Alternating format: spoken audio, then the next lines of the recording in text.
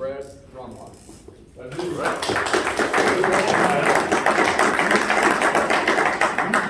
And you don't ding icebreakers. Ding away.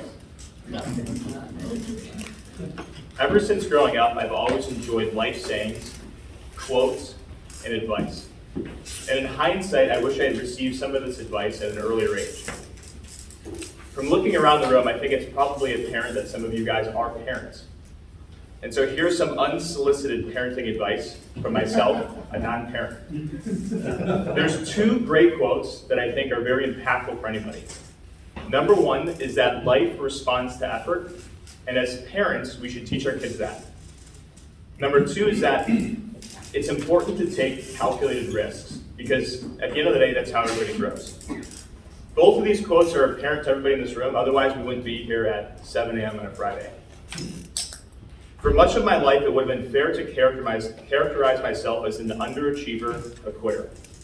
I didn't come from a marginalized background. I had no excuse for this. This all changed when I heard of these quotes. I eventually started saying yes to new opportunities. And today I manage a sales team of 30 plus, and I run one of the top producing offices in our company. There's another good saying that if you don't know this, I suggest writing it down. It's a Chinese proverb, and it goes, hard times create hard men create soft times create soft men, and soft men create hard times.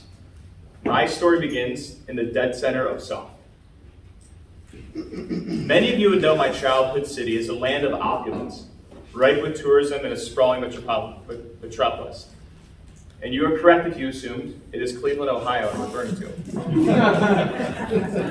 I come from a middle-class family, highly intelligent and hard workers. But then there was me in the corollary. I wasn't a hard worker. I quit a number of things. I quit football twice. I had poor grades. I was bullied. I was chubby. I was short. And I scored a 22 on my ACT. And for those keeping score at home, 22 is bad.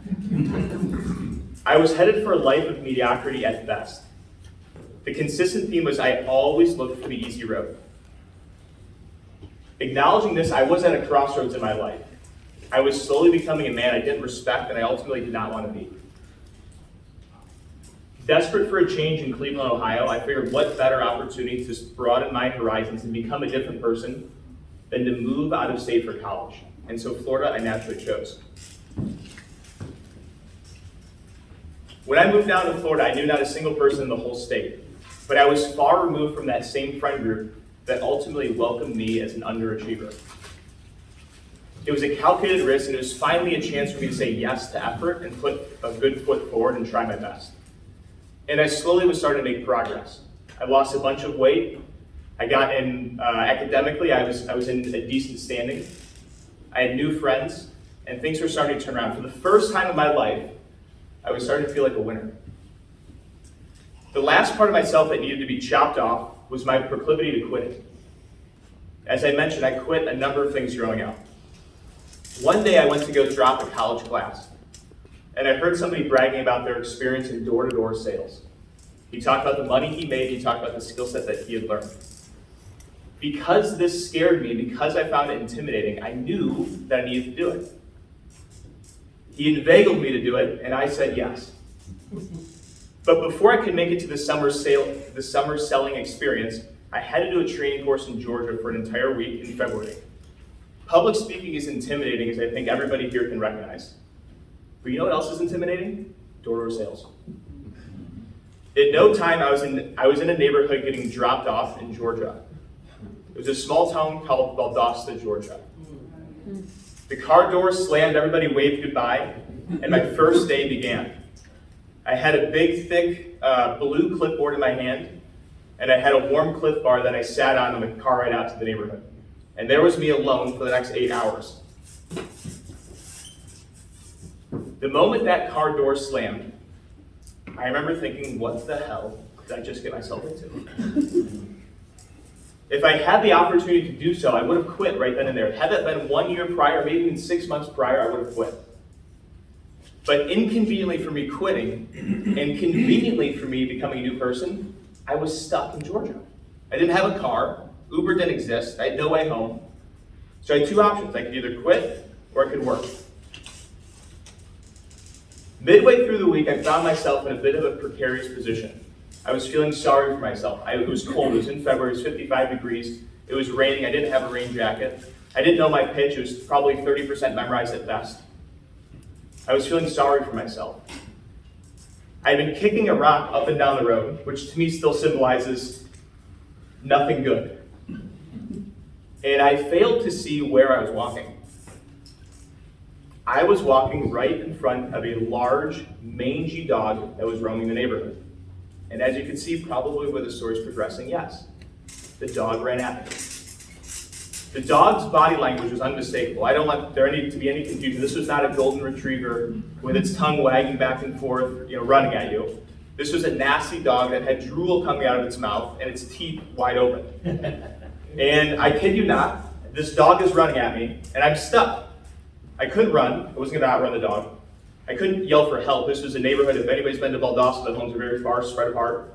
It was mano a mano, me and this dog. And so as this dog's running at me, I take my clipboard, and I kid you not, the dog jumps up with its mouth open, and I go, and I nail it in the face. Wow.